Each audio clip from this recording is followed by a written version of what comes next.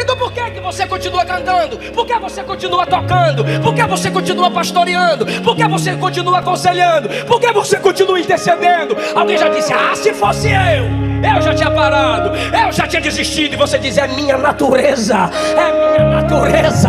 Eu não dependo de elogios humanos para continuar com aquilo que Jesus me mandou fazer. Tem Pedro que nega, tem Judas que trai, mas tem o Pai dizendo, é meu filho amado, é meu filho amado, é meu filho amado. Carta de Paulo aos Colossenses, capítulo 2. Os que encontraram, digam. A partir do versículo 1, diz assim: quero que saibais como é grande a luta que enfrento por vós, pelos que estão em Laodiceia e pelos que ainda não me viram em pessoa, para que o coração deles seja animado, estando vós unidos em amor e enriquecidos da plenitude do entendimento, para o pleno conhecimento do mistério de Deus, Cristo, em quem estão ocultos todos os tesouros da sabedoria e da ciência. Digo isso para que ninguém vos engane com palavras capciosas, pois ainda que meu corpo esteja ausente, estou convosco em espírito, alegrando-me ao ver a vossa ordem e a firmeza da fé em Cristo. Portanto, assim como recebestes Cristo Jesus o Senhor, andai nele, arraigados e edificados nele e confirmados na fé, como fostes ensinado, sempre cheios de ações de graças. Tomai o vosso assento. Eu quero falar com vocês sobre as imagens da igreja de Jesus na terra. Como que o mundo enxergará a igreja se ela entender que é assim que Cristo a enxerga. Paulo escreve aos crentes em Colossos, preocupados com a doutrina gnosticista, com os filósofos da época que afirmavam que a eles pertenciam o domínio do conhecimento e que todos precisavam conhecer os mistérios de suas doutrinas. Esses homens eram inimigos da doutrina de Cristo. Paulo se ergue contra eles apologeticamente, ou seja, usando a Bíblia para defender a fé, lhes dizendo através da igreja dessa carta que a verdadeira sabedoria está numa pessoa. Ele diz no capítulo 1, versículo 15, que Jesus é o mistério, é o segredo de Deus. Os homens não o conheciam, mas ele se revelou após a sua encarnação, ainda lutando para que a igreja não se envolvesse com vãs filosofias, se tornassem intelectuais pela sabedoria mundana e desprezassem o conhecimento de Deus. Paulo escreve no capítulo 2, e como um pastor preocupado com seu rebanho, Paulo facilita a linguagem.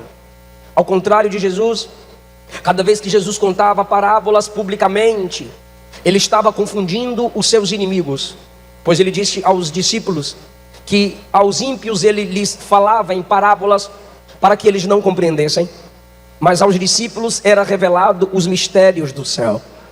E agora no capítulo 2, Paulo facilita a linguagem, usa termos pastorais, culturais, para que a igreja entendesse sua mensagem e assim praticasse o que Paulo lhes estava ensinando. Na introdução, ele revela o coração de um líder. Na introdução, ele revela o coração de um pastor. Versículo 1, ele diz: eu quero que vocês saibam quão grande luta eu enfrento por vocês. A expressão luta aqui é batalha. Batalha é guerra, guerra interior. É o que Paulo está dizendo. O líder sofre, guerreia pela sua igreja teologicamente, estudando para ensiná-la a se livrar das seitas e heresias. Um líder guerreia em oração, sempre intercedendo por aqueles que estão sob a sua liderança. São as batalhas de um líder. E ele diz: vocês precisam saber das minhas guerras, Muitos de nossos líderes adoecem porque não têm para quem contar suas guerras e suas batalhas. Em silêncio apenas gemem diante de Deus. Mas por carta Paulo desabafa a igreja em Colossos e diz: eu tenho muitas guerras, mas não é por mim, é por vocês. Mas eu não tenho guerra, preocupação ministerial e espiritual pela família só de vocês, igreja em Colossos. Eu também guerreio espiritualmente pelos irmãos em Laodiceia. É como se um pastor local de uma sede dissesse: eu guerreio não apenas pela sede, mas também pelas congregações. Eu guerreio não apenas pelos crentes que estão me ouvindo agora, mas também por outros que lerão e ouvirão essa mensagem depois, é o que ele está dizendo. Eu também tenho batalhas por aqueles que nem me viram em pessoa. Olha a responsabilidade de uma liderança eclesiástica. Ele está dizendo: tenho zelo, tenho preocupação, eu choro em oração, eu me preocupo em espírito por aqueles que já ouvem falar do meu ministério, mas nunca estiveram comigo pessoalmente. Paulo está dizendo: o que estão pregando a eles? O que estão falando sobre mim a estes que ainda não me encontraram? Paulo vê além daqueles que estão lendo essa carta. A igreja em Laodiceia, que leria essa carta posteriormente, e aqueles que ainda não o tinham visto pessoalmente, mas ele crê que pessoas que ainda não o conheciam pessoalmente, brevemente o conheceriam, e ele já guerreia antecipadamente por eles. Não sei se você já pregou em algum congresso, em algum evento, mas quem prega sabe disso. Como que você guerreia espiritualmente, antecipadamente por aqueles que ainda te conhecerão. Desde quando eu já estou descendo no aeroporto, a caminho da igreja, meus pais me ensinaram a vir à igreja orando, adorando, com mãos estendidas, pedindo para Jesus quebrar correntes espirituais, salvar, batizar com o Espírito Santo. Cada pregador precisa guerrear antecipadamente pela igreja que o ouvirá. É isso que Paulo ensina nos primeiros versículos do capítulo 2. Ele, como um pastor de uma igreja, guerreia espiritualmente por outras igrejas, pois ele era um plantador de igrejas. Ele também guerreia por aqueles que ainda o conheceriam em oração. Agora, por que tanta batalha, pastor Paulo? Por que tanta agonia, pastor Paulo? Por que tanta guerra? Ele diz no versículo 2, para que o coração deles, dos crentes de Laodiceia e dos crentes que ainda não o viram pessoalmente, para que o coração deles seja fortalecido, estando vós, me ajude, diga vós. Olha o que ele está dizendo: eu aqui me preocupo com os que estão aí, lá e lá. Ou seja, me preocupo com os crentes em Colossos, Laodiceia e com os crentes que ainda não conheci. Minha preocupação com esses que ainda não os conheci e com os da igreja de Laodiceia é que o coração deles seja fortalecido em Deus, unidos com vocês. Apesar da distância, a doutrina de Cristo nos une. Apesar da distância, a fé numa só pessoa nos une. Então ele diz: a igreja em Laodiceia e os crentes que ainda não viram minha face só podem ser fortalecidos se a igreja em Laodiceia, a igreja em Colossos e aqueles que ainda vão me conhecer crerem em um só Deus. Se nós estivermos unidos na fé, isso fortalece o nosso coração.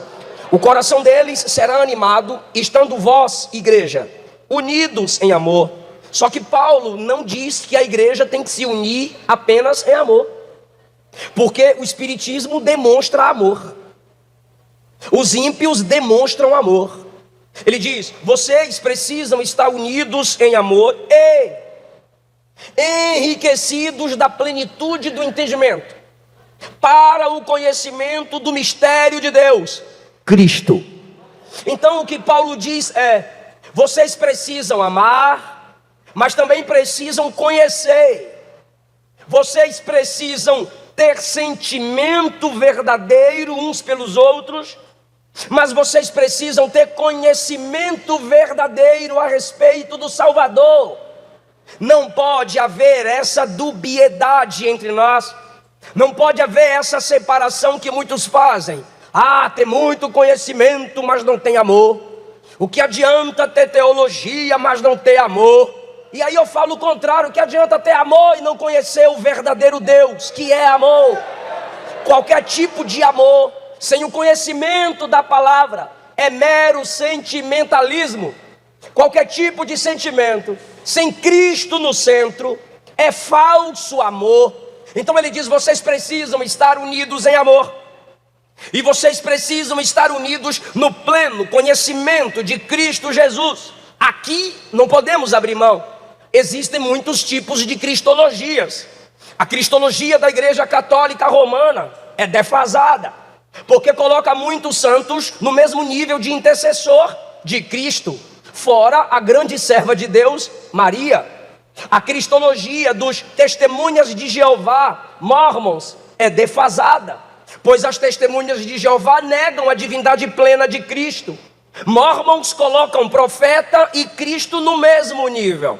A cristologia da adventista nivela Jesus a Miguel.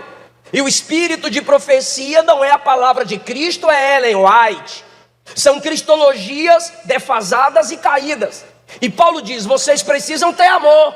Aí alguém diz, pastor, que falta de amor é essa? Falar das religiões. Não estou falando de religião, eu estou falando de falsas doutrinas. E pode ser que seja religião mesmo, porque se a falsa doutrina não honra Cristo, deve ser desprezada. A gente não pode ter só amor. Temos que ter conhecimento pleno da pessoa bendita do Senhor Jesus Cristo. Deus é amor, mas o amor não é Deus. E tem gente que por causa do amor abre mão da doutrina. Tem gente que por causa do amor abre mão da verdade, abre mão do evangelho. O que Paulo está dizendo é, se amem em unidade, mas estudem, cresçam, venham para a escola dominical, venham para o culto de doutrina. Estude com o mestre de sua igreja, com seu professor de teologia, a irmã que ensina na classe das crianças, adolescentes, jovens, senhores e senhoras e novos convertidos. Cole em quem tem conhecimento, cresça no conhecimento de Jesus, não apenas amando, mas também se enriquecendo no conhecimento da palavra. Versículo 3, nele estão ocultos todos os tesouros da sabedoria e da ciência. O mundo pensa que são mais inteligentes do que nós, porque tem suas filosofias, tem suas faculdades. O crente mais simples, estudando a doutrina de Cristo, vale mais para Deus do que qualquer professorzinho dessas faculdades comunistinhas. Por quê, irmão? Porque é na pessoa bendita de Jesus que está todo o conhecimento, toda a sabedoria. Não sei se você já percebeu que em Cristo você consegue conquistar qualquer tipo de coração. Você consegue pregar para criança, você prega a adolescentes, você prega em tribos indígenas. O nome de Jesus tem esse poder. Paulo está dizendo que a verdadeira sabedoria é conhecer a pessoa de Cristo Jesus, porque Ele nos revela o Pai, pelo poder do Espírito Santo. Paulo está dizendo à igreja em Colossos, foge do gnosticismo, foge desses que pensam que detêm todo o conhecimento. Se vocês conhecerem Cristo, vocês terão sabedoria e ciência. Agora ele responsabiliza a igreja. Ele responsabiliza a igreja e diz, podia colocar um pouquinho de retorno para mim, por favor? Aleluia. Retorno para eu, valeu, entrou. Aqui ó, obrigado. Em quem estão os tesouros da sabedoria e da ciência? Depois que ele diz que a igreja tem que ter conhecimento de Cristo, ele responsabiliza a igreja. Ele diz no versículo 4, eu estou dizendo isso para que ninguém engane vocês. Se vocês crescerem, se vocês souberem das guerras de um líder, se vocês adquirirem sabedoria em Cristo, ninguém vai enganar vocês. Então, faltou conhecimento naqueles que estão dizendo, eu fui encantada, eu fui enganado por seitas e heresias. Eu saí da igreja, agora eu estou na macumba. Acredite, tem gente falando isso, com orgulho. Eu saí da igreja, agora eu estou lá na igreja da idolatria. Eu era evangélica, agora eu sou da Ubanda. E posta, fazendo suas comparações. Mas Paulo está deixando claro que quem conhece Jesus não será enganado por falsas religiões, nem pelas sinagogas de Satanás. Todo o contexto será sobre firmeza na fé. Mas ele está dizendo, se você não estudar Cristo, se você não estudar as Escrituras buscando a redenção em Cristo, você vai ser enganado por palavras bonitas. Todo falso mestre tem palavras capciosas, palavras que criam laços. Muitos pais estão preocupados com seus filhos em faculdades. Agora, por que a preocupação? Um dos motivos pelos quais os pais se preocupam com tu, moça, rapaz, que quer fazer faculdade, é a sua falta de profundidade em Cristo. Alguns dizem, eu não posso mandar para Roma quem é de Jerusalém. A questão é que no Antigo Testamento, quem era de Jerusalém foi estudar na Babilônia e colocou a Babilônia de joelho. Daniel, Misaías, Azarias, Ananias. A questão é que o José hebreu foi lá para o Egito e abalou o Egito. A questão é que quando você está cheio do conhecimento de Deus, você não precisa imitar o Egito, você não precisa imitar a Babilônia, é o Egito e Babilônia que se encurva. Agora, você será enganada se não se encher da palavra de Cristo. Você será enganado se não se encher do Evangelho de Jesus. Quem está te ensinando? Quem está te inspirando? Onde você se edifica? Que ninguém vos engane, a responsabilidade é sua em buscar conhecimento em Cristo, para não se deixar levar pelas falsas teologias. Em Gênesis 3 o diabo falou no jardim. Em Mateus 4 o diabo falou no deserto. Hoje o capeta está falando nas faculdades, no TikTok, no YouTube, no Facebook, no Instagram e tem mais, Quaiai, sei lá, o que é que tu está assistindo. Se a gente não se encher do conhecimento de Cristo, cederemos. Quantos pastores estão se tornando hereges? Mestres crescidos em nosso meio, batizados com o Espírito Santo, estão negando agora os dons espirituais, pois não se encheram da doutrina do Senhor. Mas esse tema veio para Deus preservar o coração dos que aqui estão. Jesus não vai te perder para Satanás. Alguém pode dar glória por isso? Obrigado, Jesus. Aleluia. Pois nessa mensagem Deus está nos preservando. Aleluia. E Paulo confia na igreja. Ele desabafa, fala sobre suas dores. Ele fala em quem está o verdadeiro conhecimento. E agora ele diz ainda que eu esteja ausente fisicamente, meu espírito está com vocês. Igual o Geazi foi mentir em nome de Eliseu. E quando ele voltou, porque ele foi cobrar de Naamã, que Eliseu não mandou cobrar, mentindo, Eliseu disse a ele, meu espírito foi contigo. Ou seja, eu estou ligado em você em espírito. Essa é a ligação que existe entre um líder e os seus liderados. Uma ligação espiritual. O intercessor diante de Deus. E ele diz, fisicamente eu não estou aí, mas em espírito eu me alegro em ver o desenvolvimento de vocês. Ele sente no espírito que aquela igreja é fervorosa. Ele sente no espírito que aquela igreja é cristocêntrica. Ele sente no espírito que aquela igreja tem sede de Deus. É sensibilidade que só seu pastor tem. É sensibilidade que nossos pastores têm. Não importa o que o desigrejado diz. Não importa o que os youtubopos dizem, os netcrentes dizem. Pastores locais têm ligações espirituais com suas congregações. Sensibilidades que só Deus dá. Paulo diz, fisicamente não estou aí, mas em espírito eu sei que mesmo eu ausente, vocês continuarão crescendo em Deus. Vocês continuarão firmes em Deus, porque vocês estão ligados em Cristo. Agora, a gente chega no tema. Por quê? Porque agora Paulo usa as imagens com as quais a igreja se identifica. Ele diz em primeiro lugar, versículo 5, me alegro ao ver a vossa ordem e firmeza. Gostaria que os varões falassem essas duas palavras, ordem e firmeza. 1, 2, 3. Ordem e firmeza. Muito bem. Que imagem nós temos aqui? Exército. Pois a palavra ordem e firmeza fazem parte do vocabulário militar. Um exército diante de um inimigo, ele vai de modo coeso, firme e organizado. Não sei se você já assistiu filme de guerra, filme épico. Manter formação e os caras vão avançando. Manter formação e vem escudo, vem fogo, vem espada e os caras gritam, manter formação. Devagarzinho o exército vai avançando e vai vencendo o inimigo diante dele. Aí agora Paulo diz, eu estou feliz porque eu estou vendo duas coisas em vocês, ordem e firmeza. Ordem e firmeza. Alguém disse aqui 111 anos firmes, organizados, devagar a gente vai chegando lá, ganhando almas, abrindo igrejas, formando caráter. Alguém está entendendo essa palavra? A igreja de Jesus deve avançar com disciplina do exército. A igreja de Jesus deve avançar com obediência dos soldados, no campo de batalha. E quem é o nosso general? O nosso general é Cristo. Ah, meu Deus do céu, tem hora que eu sinto saudade, irmão, de umzinho da harpa, porque a gente chega nas igrejas, aí vem uns irmãos cantar aquelas músicas distante do trono, e repete, e o maior estresse é quando vem com aquele negócio: eu quero sentar no seu colo. Imagina Jesus dizendo: no meu colo não, macho, tu não vai sentar no meu colo. O exército de Jesus canta: soldados somos de Jesus e campeões do bem da luz, aleluia. Por que eu estou dizendo isso? Porque música também forma caráter. Repito, música forma caráter. Alguém me perguntou: pastor Eliseu, não dá para amenizar a mensagem? E ali a pessoa apresentou N motivos pelos quais eu tinha que amenizar a minha pregação. E o primeiro foi: você vai diminuir a quantidade de inimigos.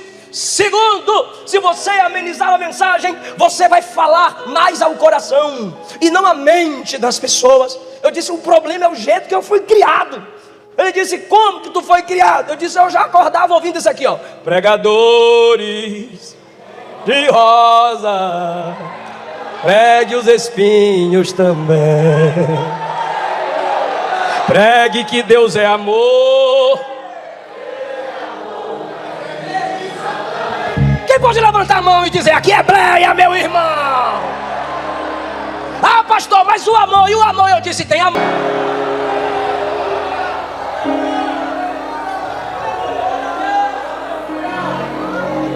Então como é que a gente vai cantar e pregar evangelisticamente sem mostrar para o pecador que só existe amor em Cristo Jesus? Que ele é miserável, pobre, cego e nu. Isso é evangelho. Que ele é totalmente dependente da graça de Jesus. Então a igreja é um exército que usa uma arma. Essa arma é chamada de espada do Espírito, que é a palavra de Deus. A segunda imagem que Paulo usa para a igreja está no versículo 6. Eu me alegro ao ver vossa ordem e firmeza da fé em Cristo. A imagem do exército. Portanto, assim como recebestes Cristo Jesus, andai nele. A segunda imagem é a igreja como um grupo de peregrinos. Nós somos o povo que caminha. Andai nele, ou seja, se movimentem, vivam seu estilo de vida comum. Pois a primeira coisa que você faz quando acorda, depois de abrir os olhos, claro, é andar. Então você anda, você se movimenta, você tem atitudes de um peregrino, alguém que caminha. Por quê? Porque a primeira coisa que o ser humano faz é aprender a caminhar para ter firmeza. Se o contexto é firmeza, ele usa a imagem do exército. Agora ele usa a imagem do caminhar. Vós precisam andar em Cristo. O que é andar em Cristo? Primeiro, em comunhão com Ele. Segundo, andar de modo que reflita-o. Se eu estou nele, as pessoas verão seu caráter em mim. Agora ele diz: andem da mesma forma que vocês o receberam. Como você era nova convertida, novo convertido, como és agora? Como era a sua vida de oração, como ela é agora? Como era a sua prática de jejum, como é agora? Ele diz: lembra de quando vocês receberam Cristo? Lembro, eu orava tendo certeza que Jesus estava ali no quarto comigo. Ele está dizendo: ore daquele jeito. Andar é estilo de vida. Como que você lia a Bíblia antes? Eu lia com muita fome, com muita sede. Ele diz: faça daquele jeito. Como você pregava logo que você recebeu Jesus? Alguém está me ouvindo? Diz amém. Como você pregava quando você iniciou? Com muito fervor, desejando salvação de almas e transformar as vidas pelo poder do Evangelho. Paulo está dizendo: do jeito que você recebeu, ande nele. Provérbios 4,18 diz: a vereda dos justos, ou seja, o caminho dos justos, é como a luz do sol, que vai brilhando, brilhando, até ser dia perfeito. Perceba também que Isaías 40:31 diz assim: os que esperam no Senhor renovarão suas forças. E como é que começa? Primeiro, subirão com asas como águia. E depois, correrão e não se cansarão. Caminharão e não se fadigarão. Me escute, igreja. O normal era: quem espera no Senhor vai andar, vai correr e depois vai voar. Dava para pregar assim, mas não dá para pregar assim, ó: quem espera no Senhor vai voar, correr e andar. Mas o texto é assim, porque para nós progredir começa andando, aí vai no trote correndo, depois voa. Mas na Bíblia não. Nem sempre a maturidade bíblica é voar. A maturidade bíblica não é a corrida, é o passo a passo diário. Lembra que tem culto que tu voa, mistério, manto, eita glória, mas eu pulei. Eu também pulo. Eita, mas eu rodei. Rapaz, mas eu preguei com força, eu preguei com graça, e o som tava bom, e a bateria tava no eita glória. Hoje eu corri, hoje eu voei. Tá vendo? Tá voando. Só que para Jesus o mais importante não é a gente voar no domingo, é o caminhar na segunda. Não é como você se arrepia e entra no manto aqui no congresso. É como você é normalmente em casa. Porque correr não é normal, voar não é normal, mas andar é.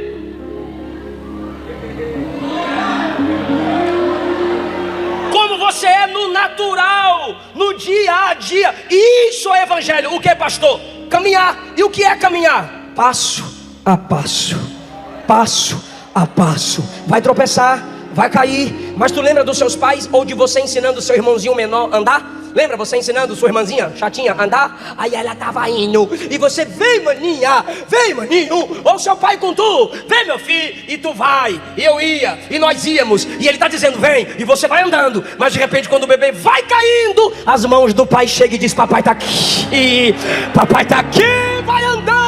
O Espírito Santo está dizendo a alguém, vai caminhando, vai tentando, vai lutando, vai orando, vai ensaiando, vai estudando, vai compondo, vai pregando, vai evangelizando, vai passo a passo. Andai, andai, pelo amor de Deus, só não para. O Espírito está dizendo a alguém, vai andando, só não para. Pode não ser como antes, mas não vai parar. Pode não ser como antes, mas não estaciona. Porque o que o Senhor falou para Elias, Ele está falando a alguém aqui, longa é a tua caminhada. O que o Senhor falou a Daniel, Ele está falando a alguém aqui, tu porém vai até o fim. E o que Paulo disse, você também vai dizer, combati o bom combate, terminei a carreira e guardei a fé. Eu estou sentindo a presença de Jesus nessa palavra. A terceira imagem que Paulo usa para a igreja é a árvore. Primeiro, a igreja é um exército, a igreja é um. Segundo, a igreja é peregrinos, diga peregrinos, aqueles que caminham. Isso aqui é para eu secar o suor, né? Terceiro, a igreja é um conjunto de árvores.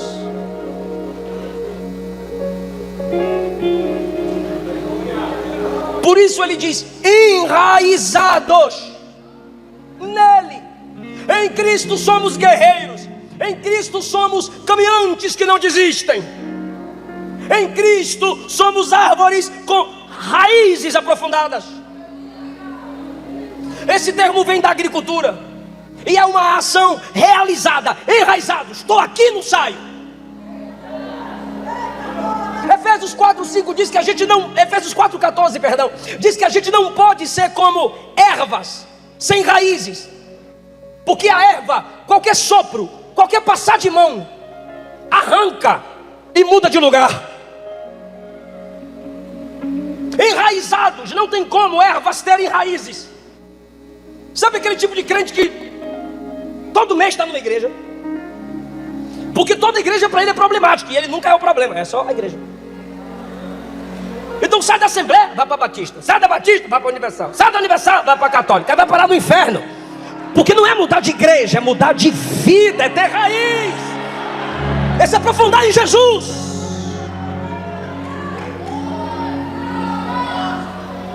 São crentes transplantados. Tem muita facilidade de trocar de lugar.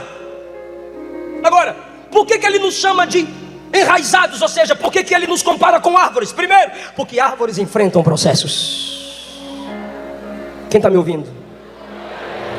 As ervas nascem rapidamente. Lembra dos Salmos? Crescem rapidamente e se vão rapidamente. Mas árvores que têm raízes, não. E a nossa geração é a geração da pressa, é a geração fast food, é a geração do controle remoto, é a geração do mouse, do clique, do toque screen, do lava-jato que é lava rápido. Por quê? Porque aprofundar cansa. Gostamos mais do êxtase. Temos mais empolgação. E não é uma crítica, é uma observação para termos equilíbrio, ok? Temos mais paciência com um pregador que rapidamente aplica do que com um pastor que moderadamente nos aconselha, ou com um mestre que pacientemente explica. Porque assim é a nossa geração. Ela gosta do êxtase, daquilo que dura momentos, mas para frutificar, para enraizar, tem que desacelerar.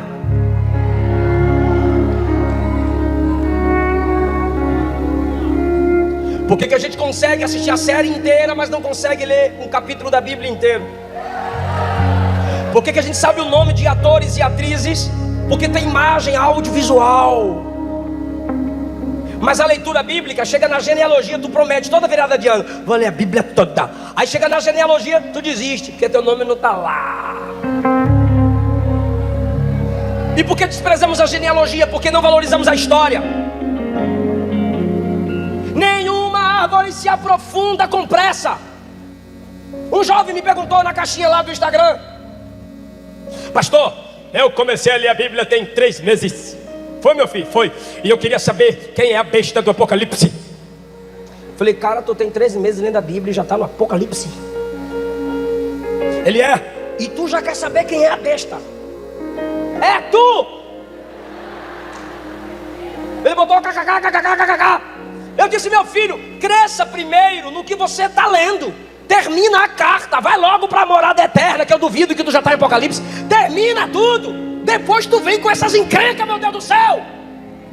É uns caras que assistem alguns podcasts e já querem desrespeitar seus líderes, seus professores da escola dominical.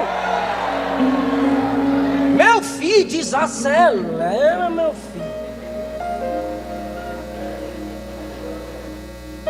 Paciência. Porque cada árvore tem seus processos angustiantes. Ninguém se aprofunda de um dia para o outro. Olha o que eu anotei. Quando velocidade se une com as árvores, o que a gente tem? Tsunami, furacão.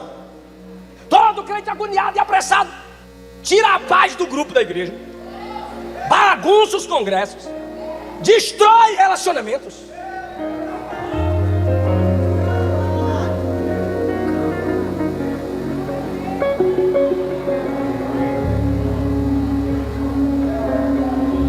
Alguns jovens pregadores se aproximam de mim. Alguns têm sabedoria, outros não. Aí alguns, vou falar dos sem sabedoria. É, pastor, breve nós vai se encontrar lá nos Gideões, viu? Ô meu Deus, meu filho, você está começando a pregar agora e tu quer me encontrar lá nos Gideões. Bora se encontrar lá na roça, lá nos índios que eu prego lá no Belém, lá em Redenção. Bora se encontrar lá nos ribeirinhos com a Kellen Gaspar, bora lá.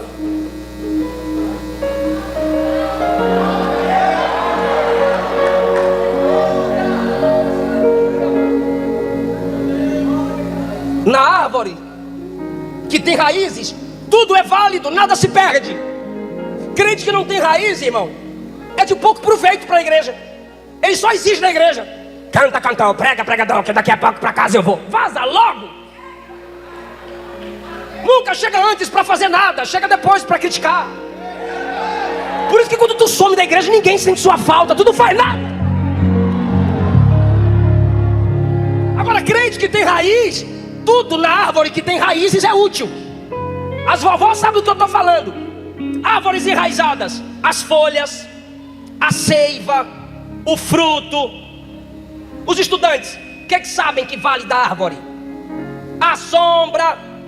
o oxigênio, os designs, os caras da mídia. Gosta de quê da árvore? A paisagem. Ó, essa árvore ficou boa aqui, ó, ficou massa, ó.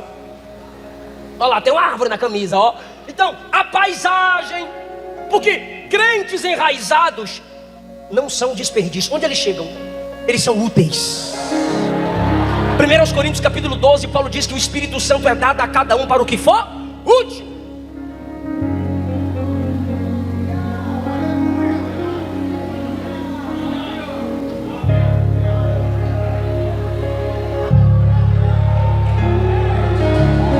A minha igreja está precisando de mim para quê? Para quê? Para quê? A gente está precisando de alguém que cante. Eu canto. Sem microfone, mas eu canto. A igreja está precisando de quê? De alguém que dá glória alta. Eu estou aqui. Ó, glória, bora dar glória. A igreja está precisando de mim para quê? Eu não quero sugar árvores aprofundadas. Geram frutos e nada nela, nada se perde. O que o Espírito está dizendo é: se você tem raízes aprofundadas em Cristo, se você estiver triste, suas lágrimas valem muito para Deus. Como assim, pastor? É por isso que ele diz assim, ó: quem está triste vai orar. Eu já falei para Luana, não vai imitar essas cantoras não. Ela, o quê? Falei, quando eu estiver no caixão, tu colocar playback lá. Oh, glória, meu Jesus, eu sou adoradora. Vá chorar. Se tu cantar eu no caixão, Deus me livre e guarde. Tá triste? Ora. Tá alegre? Cante. Nada no crente raiz é um desperdício. A oferta da viúva vale muito. Um Jesus te ama vale muito.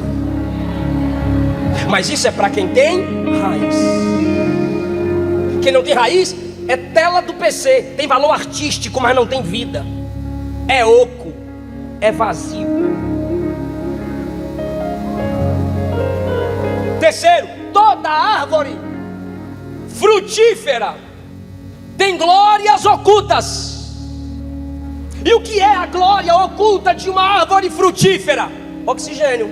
Ninguém vê, mas usufrui. A glória oculta da árvore frutífera, raízes. Eu estou te vendo aqui, mas Jesus te viu no secreto, no quarto fechado. Era para cair e você fugiu. Era para negar Jesus e você correu. Era para fazer aliança que envergonharia o evangelho e você disse não. Ele te vê no secreto.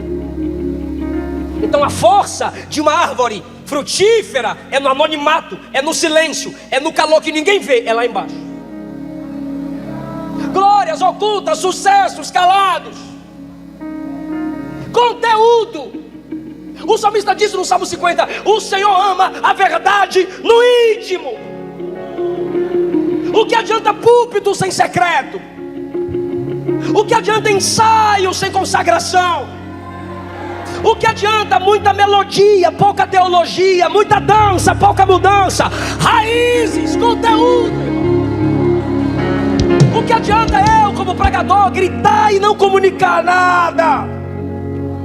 E onde é que as árvores se aprofundam? Descendo, se escondendo, crescendo para baixo primeiro, depois ela cresce para cima. Quarto lugar, por que somos árvores? Eita, essa é boa. Porque elas não dependem de elogios para ser quem são. Árvores enraizadas frutificam sem receber gratidão. Oh, alguém aqui já falou para a árvore: obrigado. Quem já se assentou à sombra e agradeceu? Ninguém. Quem comeu do fruto e depois agradeceu? Ninguém. Levou pedrada, o fruto caiu, e brincaram, e riram, viraram as costas, depois voltaram, e a bichinha está lá, dando fruto, dando sombra, oxigênio e seiva, e ninguém disse obrigado. O Espírito Santo está dizendo a alguém aqui: as ingratidões humanas não podem matar o seu chamado. Continue frutificando. Se o homem vê, é honra, e se não vê, dá toda a glória para ele. Se o homem lembrar, é bom, e se não lembrar, continue fiel. Quem te chamou não foi homem. Eu vou repetir: quem te chamou não foi homem. Quem te chamou foi Deus. Cuida de sua família, cuida do seu cargo, cuida do seu ministério. Prega, canta, evangeliza, ganha alma. Pastor, ninguém vê, ninguém honra, você está olhando para baixo. Pastor, mas estão tentando me derrubar, puxar meu tapete. Você não está em tapete, você está na rocha que é Cristo. Você está enraizada em Cristo.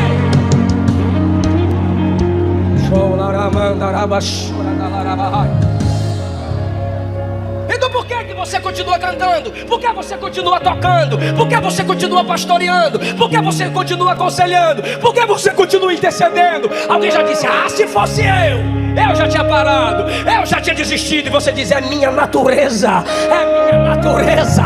Eu não dependo de elogios humanos para continuar com aquilo que Jesus me mandou fazer. Tem Pedro que nega, tem Judas que trai, mas tem o Pai dizendo, é meu filho amado, é meu filho amado, é meu filho amado.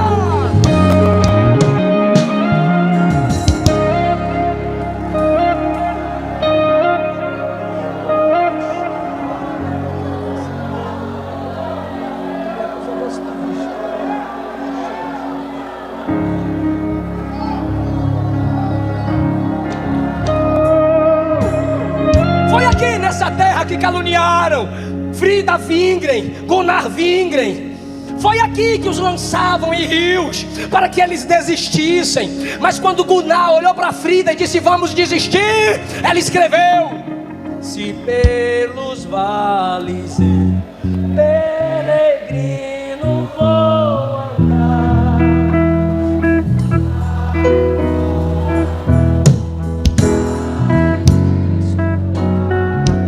O que você faz?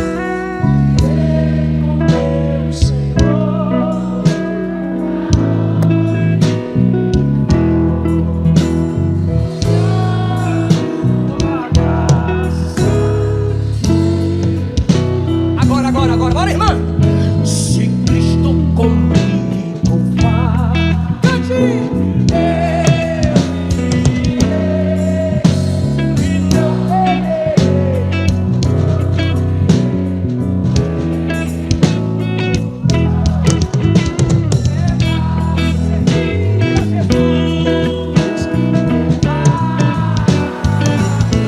se Cristo.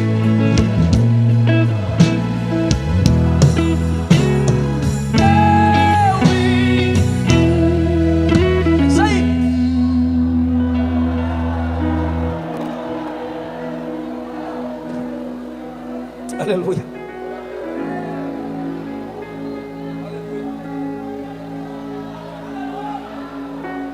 Aleluia. Aleluia.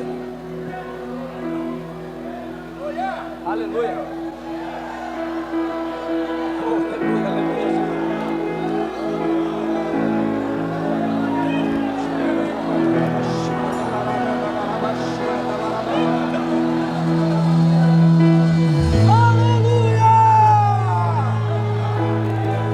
Alguém aí atrás está sentindo a presença de Jesus?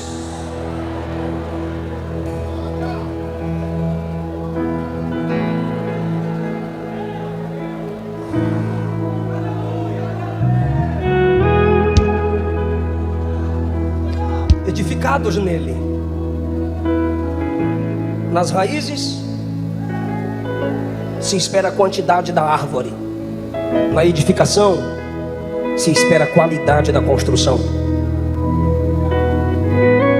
Então você tem raízes, porque Deus quer quantidade sim. Não importa quantidade, só importa qualidade. Não. A gente é árvore para ter quantidade. Ele disse em João 15 para produzir muito fruto.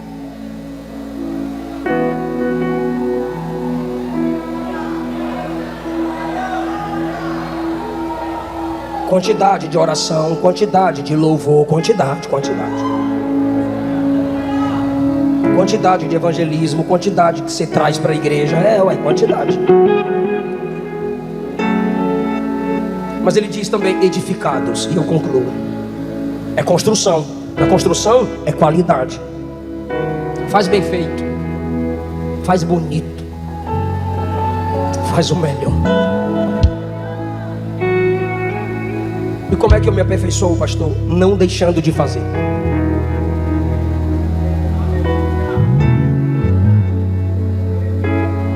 pregar porque é para Jesus. Por isso mesmo, porque para Jesus tem que ser bem bonitinho. Não estudou, não prega. Não ensaiou, não canta. Porque é para Jesus. Ele nos deu o melhor. Porque Deus amou o mundo de tal maneira que deu o seu único Filho, para que todo aquele que nele crê não pereça, mas tenha vida eterna. O Pai nos deu o melhor. Ele nos deu o melhor. O Filho disse: eu irei, mas eu enviarei o outro Consolador. E o Espírito Santo também nos deu o melhor. Esse livro já foi várias vezes queimado, mas é o livro que mais tira a gente do fogo. Várias vezes acorrentado, mas é o livro que mais quebra cadeias espirituais. Várias vezes escondido, mas é o livro que tira as pessoas das trevas. Ele nos deu o melhor. Você pode dar o melhor, aleluia. Você pode dar o melhor, glória a Deus.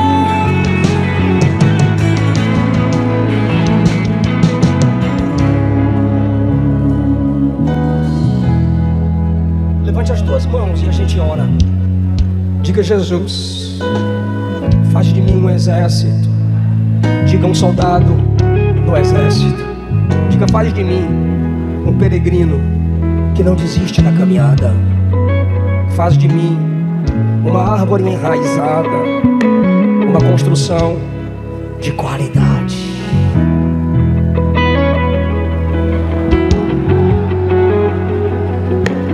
Fique em pé adorando a Jesus.